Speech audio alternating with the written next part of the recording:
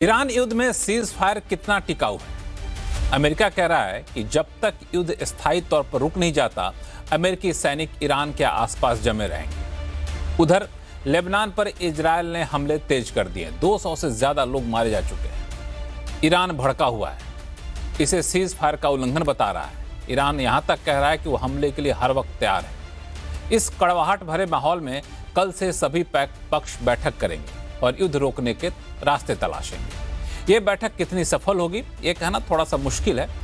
फिर भी बैठक सफल हो या ना हो, सीज फायर कायम रहे या ना रहे, लेकिन अब 40 दिनों के युद्ध के बाद सबके मन में कुछ अहम सवाल उठ रहे हैं। क्या युद्ध हमेशा के लिए रुक भी गया तो क्या हम युद्ध से पहले वाले हालात पर वापस आ जाएंगे, या फिर दुनिया में शक्ति संतुलन अब हमेशा के लिए बदल जाएगा?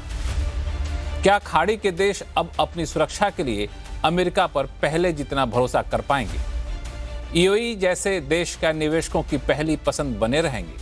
और सबसे बड़ा सवाल, अगर स्ट्रेट ऑफ हॉर्मुज पूरी तरह खुल भी जाएगा तो क्या भारत या भारत जैसे देश पहले की तरह तेल और गैस के लिए इस क्षेत्र के भरोसे ही रहेंगे, या फिर कुछ और रास्ते तलाशेंगे? ये सवाल ऐसे हैं जो आने वाले दिनों में पूरी दुनिया की पॉलिटिक्स को तय करेगा, उसकी दशा और दिशा को तय करेगा। तो आज हवाई अड्डा में इन्हीं सारे सवालों का जवाब ढूंढने की कोशिश करेंगे।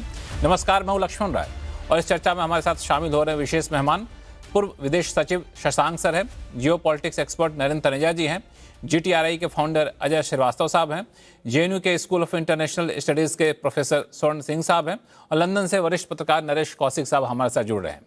आप सभी मेहमानों का बहुत बहुत स्वागत है। शुरुआत में शशांक सर आपसे करूं। हालांकि आपसे सवाल पूछूं उससे पहले मैं थोड़ा अपने पैनलिस्ट को बता दूं, ऐसा करते हैं कि हम लोग पूरे सवाल को, चर्चा को 3 हिस्से में बांट लेते हैं। एक तो वर्ल्ड ऑर्डर कैसे चेंज होगा, दूसरा बिजनेस कैसे चेंज होगा, और तीसरा सबसे ज़्यादा इंपॉर्टेंट है एनर्जी सिक्योरिटी को लेकर के। लेकिन शुरुआत में करूंगा कैसे वर्ल्ड ऑर्डर चेंज होगा इसको लेकर के। शशांक सर, ये युद्ध रुक भी जाता हमेशा के लिए तो आपको क्या लगता है कि स्थिति पहले की तरह वापस आ जाएगी, या फिर शक्ति संतुलन अब यहां से बदलने शुरू हो जाएंगे? अभी तो लगता नहीं है कि युद्ध की स्थिति समाप्त होने वाली है, क्योंकि जो पाकिस्तान ने प्रपोजल ईरान से लिया और अमेरिका को दिया, उसमें कुछ कंफ्यूजन हो गया। JD वांस जो वाइस प्रेसिडेंट है, उन्होंने कहा कि हमको कोई बात नहीं हुई है कि इजराइल और लेबनान के मसले पर। अब पाकिस्तान ने कहा है कि नहीं, हमको ईरान ने दिया था प्रपोजल, जितने भी उनके प्रॉक्सीज हैं उन सब के ऊपर भी हमले रोके जाएंगे। तो एक तो ये मेरे ख्याल से बहुत बड़ा विरोधाभास हो गया है, जो कि युद्ध की समाप्ति की तरफ कोई दिशा निर्देश नहीं देता है।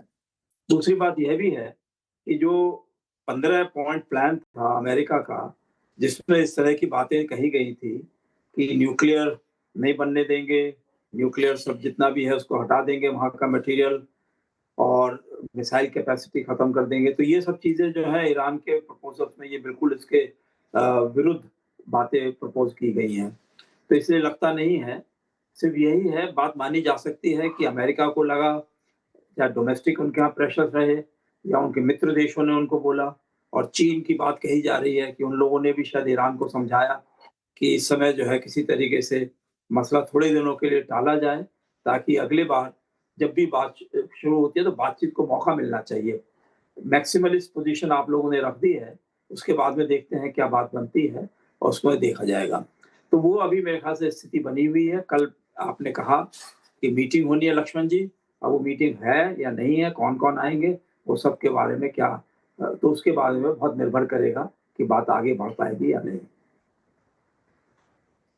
बिल्कुल। आप, हालांकि इसमें ईरान के शामिल होने पर शंका थी, लेकिन ईरान ने साफ कर दिया कि हमारे प्रतिनिधिमंडल वहां पे जाएंगे और इस मीटिंग में शामिल होंगे। लेकिन आपने बिल्कुल सही कहा कि लेबनान के मुद्दे पे एक संशय से स्थिति है। कुछ लोग कह रहे हैं कि फारसी से इंग्लिश में ट्रांसलेशन में कुछ दिक्कत हो गई। खैर, ये सीज फायर के बाद हो सकता है कुछ दिनों तक ऐसे ही माहौल रहता हो, ये एक अलग इशू है।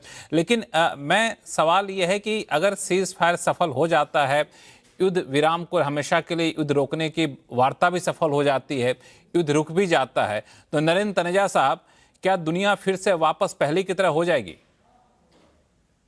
देखिए लक्ष्मण, अभी युद्ध तो अब नहीं होगा जैसे पहले चल रहा था, क्योंकि अमेरिका के अंदर ना तो उतना साहस है, और अमेरिका को समझ में आ गया है कि वो यहाँ अब दलदल में फंसना नहीं चाहता। ये दूसरा वियतनाम बन जाएगा या अफगानिस्तान बन जाएगा, और हमें बिल्कुल स्पष्ट है कि वो वहां से निकलना चाहते हैं।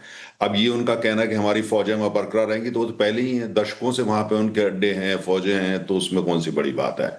और हो सकता है एयरक्राफ्ट कैरियर वगैरह जो है वो वहां भी डटे रहे, ठीक है, वो एक प्रेशर टैक्टिक्स होती है जब नेगोशिएशंस होती हैं। लेकिन अभी देखिए, अभी क्या है कि जो हॉट वॉर थी, जो चल रही थी, एक तरफ इजराइल और अमेरिका थे, दूसरी तरफ ईरान, ये हॉट वॉर अब कन्वर्ट हो गई है कोल्ड वॉर में। और ये कोल्ड वॉर इस किस्म की होगी कि ये सब चलता रहेगा। आप लेबनान पे मत करिए, आप यमन पे नहीं करिए, आप ये नहीं, ये सब चलेगा। क्योंकि ईरान को अच्छी तरीके से अंदर पता है कि अब अमेरिका लड़ नहीं, इससे आगे जा नहीं सकता। ईरान को ये भी समझ में आ गया है कि उसका जो रणनीति थी कि उसके ऊपर हमले को जब वो रिटेलिएट करेंगे तो वो पूरी दुनिया की अर्थव्यवस्था को उथल पुथल कर दो। उनको समझ में आ गया उनकी कितनी ताकत है। और उनको ये भी समझ में आ गया स्टेट ऑफ हॉर्मुज जो एक इंटरनेशनल वाटर चैनल है, और वो उसको अमेरिका कहीं ना कहीं कह रहा है कि वो भी राजी हो रहे हैं, और माहौल बन रहा है कि भाई उसको जो है टोल लगा दिया जाए, मतलब ये मान लिया जाए कि उसका एक बड़ा हिस्सा जो है वो ईरान की मैरीटाइम टेरिटरी है। बहुत बड़ी जीत है। उनको तो बैठे बैठे बिलियंस ऑफ डॉलर मिलेंगे, आप कल्पना कर लीजिए। तो इसलिए ये जो आपका प्रश्न है कि जो वर्ल्ड पूरा जो ग्लोबल सीन है, वो बिल्कुल उसमें भारी परिवर्तन हो ही रहा था।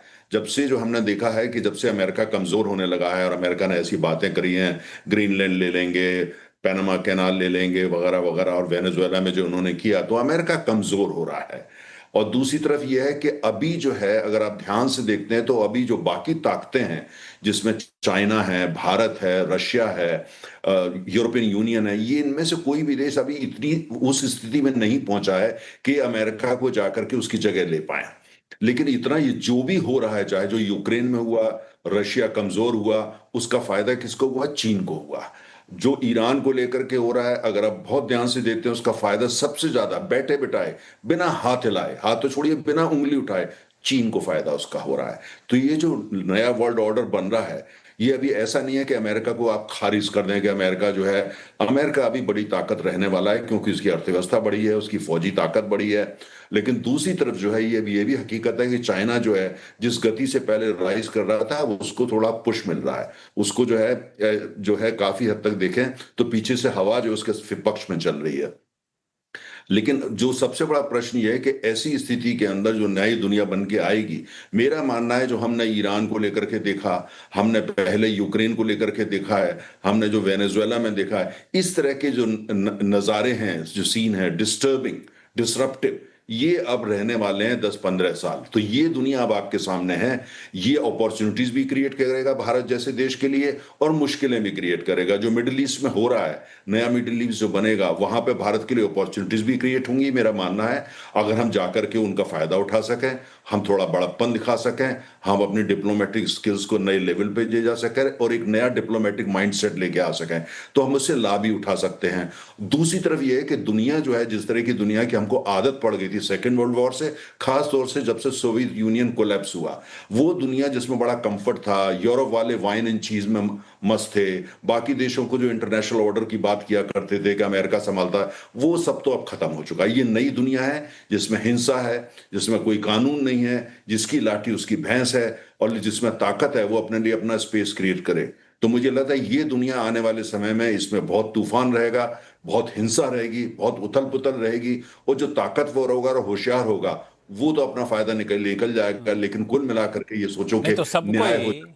सब नहीं होगा। हाँ, तो ये आपने बिल्कुल सही कहा कि सेकेंड वर्ल्ड वॉर के बाद जिस तरीके का एक कंफर्ट जोन था सबके लिए, वो अब खत्म हो गया है, और जो ताकतवर रहेगा वही राज करेगा। तो हर कोई ताकतवर बनना चाहेगा, तो हर कोई अपनी रणनीति अब उसी हिसाब से बदलेगा। और जो अमेरिका जो सुपर पावर था, सबसे डेवलप कंट्रीज था, उसका एक गंदा चेहरा भी निकल के सामने आ गया है। तो लोग